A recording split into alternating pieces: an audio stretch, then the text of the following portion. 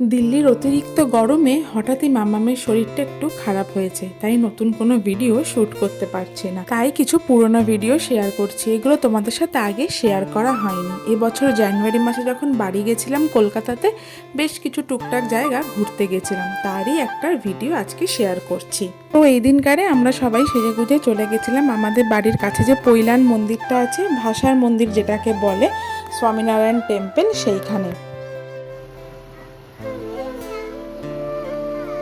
মা খুশিটা দেখো, মা গাড়িটা আসছে দেখে, গাড়িটা আসছে দেখে খুশিটা দেখলে না তো? ছোটবেলায় অনেকবার গেছি, কিন্তু বিয়ে হওয়ার পর আর যাইনি। অর্ণবকেও দেখানোর ইচ্ছে ছিল। আসলে সত্যি কথা বলতে আমরা কিন্তু বেশ কয়েকটা জায়গাতেই এই অক্ষরধাম টেম্পল দেখে নিলাম। এক তো দিল্লিতে দেখেছি, জয়পুরে দেখেছি, তো কলকাতারটাই বা বাদ যায় কেন? তাই ভাবলাম আমরা দেখে আসি সবাই মিলে। আর এই দেখো, কথা বলতে বলতে আমরা এখানে এসে পৌঁছেও গেছি।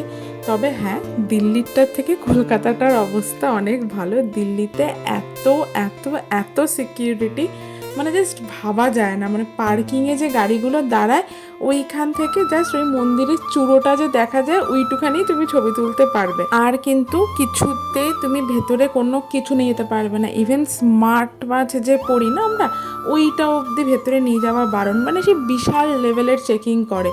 বাচ্চাদের খাবার দাবারও বিশেষ একটা কিছু অ্যালাউ করতে চায় না। মানে মনে আছে, ভীষণভাবে রিকোয়েস্ট করতে হয় তবে গিয়ে ওরা অ্যালাউ করে। আসলে দিল্লির অক্ষরধাম টেম্পলে না একবার টেররিস্ট অ্যাটাক হয়ে গেছিলো, তারপর থেকে কিন্তু ওদের এই এতটা সিকিউরিটি ওরা মেনটেন করে। তবে জয়পুরেরটাতেও কোনো সিকিউরিটি নেই, নর্মাল যাও ঘুরে ফেরো। আর জয়পুরের মন্দির প্রেমিসিসটা অনেক ছোট, যেখানে আমাদের কলকাতারটা তো বেশ বড় বলতে গেলে। আর কলকাতার মন্দিরটাতে তো নির্দিষ্ট কিছু জায়গা ছাড়া সব জায়গাতেই ছবি ভিডিও সমস্ত কিছু করা যায়।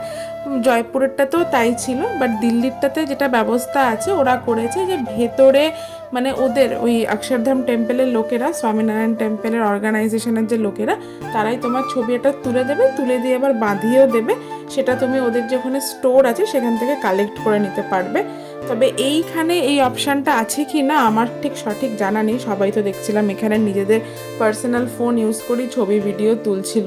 সত্যি কথা বলতে এটা সেই জানুয়ারি মাসের ভিডিও। এখন দিল্লিতে গরমে কোথাও ঘুরতে যেতে পারছি না, একদম ঘরবন্দি হয়ে গেছি অতিরিক্ত গরমের কারণে।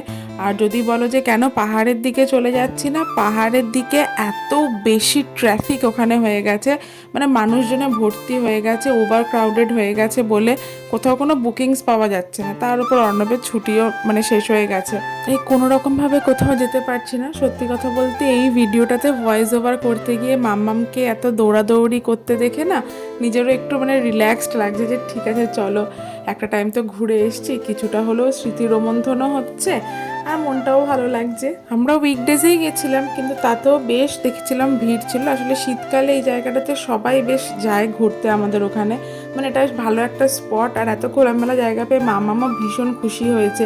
আর ঠান্ডা ঠান্ডা ওয়েদার ছিল বলে ওকে এই সুন্দর যে চুড়িদারটা এটা পরাতে পেরেছিলাম। চুড়িদার না, এটা অ্যাকচুয়ালি সারারা সেট, ওর জন্য লাস্ট ইয়ার পুজোতেই কিনেছিলাম। জানি না এবছরে হবে কিনা, কেন ও যে হারে লম্বা হচ্ছে আর 3-4 মাসের মধ্যে ওর সমস্ত জামা কাপড় ছোট হয়ে যাচ্ছে। যাই হোক, এখানে এদিক সেদিক আমরা একটু ঘোরাফেরা করছিলাম। আর একটা কথা এখানে বলতে চাই, আমরা কিন্তু এর ভেতরে যে স্বামীনারায়ণ মন্দিরে, মানে যেখানে ওই সোনার মূর্তিটা রয়েছে, ওখানে মানে ঠাকুরের মাথায় আমরা জল ঢেলেছিলাম, কিন্তু ওই জায়গাটাতে কিন্তু ভিডিও করা অ্যালাউ নেই। তো আমরা ওই জিনিসটা ওই জন্য ভিডিও করতে পারিনি। মানে ওখানে ভেতরে ক্যামেরা অ্যালাউ নেই। ভেতরে যখন মন্দিরের গর্ভগৃহের মধ্যে যে জায়গাটা আর কি, ওখানে কিন্তু ক্যামেরা অ্যালাউ নেই। বাইরে বাইরে সমস্ত তোমাকে ভিডিও করতে হবে। যাই হোক, এখানে ঘোরাঘুরি করার পর আমরা চলে এসেছিলাম ক্যান্টিনে। তবে এখানে ক্যান্টিনে এসে জানলাম যে ক্যান্টিনও ভিডিও করা অ্যালাউড ছিল না। তাও আমি একটুখানি ভিডিও জাস্ট করে নিয়েছিলাম। মাম্মাম তো এখানে পেস্ট্রিগুলো দেখে একদম ওখানেই আঠা দিয়ে আটকে গেছে, আর উঠে আসতে পারছিল না। যাই হোক, ওখানে টুকটাক খাওয়া দাওয়া করে বললাম একবার নাইট ভিউটা দেখে নিই মন্দিরের, যে কেমন লাগে যখন সমস্ত লাইটসগুলো জ্বলে যায়। তো সমস্ত নাইট ভিউটা দেখে এবার আমরা বাড়ি ফেরার পথ ধরেছিলাম। আর সত্যি কথা বলতে দিনের চেয়ে নাইট ভিউটা তো আরও বেশি সুন্দর, মানে ভীষণ সুন্দর দেখতে লাগছিল। যাই হোক, নাইট ভিউটা দেখে আমরা এবার পার্কিং কাছে চলে এসেছি। আর এদের বাবা মেয়ের দুষ্টুমির তো শেষ নেই। ওর বাবা বারে বারে ওর হাত ছেড়ে দেবে, মেয়ে বারে বারে বাবাকে দৌড়াতে ছুটবে। যে কোনো জায়গায় ঘুরতে গিয়ে আমাদের এটাই হয়। পাকা বুড়ি আবার কেমন ওড়নাটা সামলাচ্ছে দেখো। আসলে ওকে তো সেফটি পিন দিয়ে ওনাটা পিন করতে আমার ভয় লাগে, একটা ক্লিপ দিয়ে লাগিয়ে দিয়েছিলাম। যাই হোক, বাবা মেয়েতে কিছুক্ষণ খুনসুটি করে আমরা বাড়ি চলে এলাম। ভিডিওটা আজকে এখানেই শেষ করছি, দেখা হবে নতুন আর একটা ভিডিওতে। সকলকে টাটা।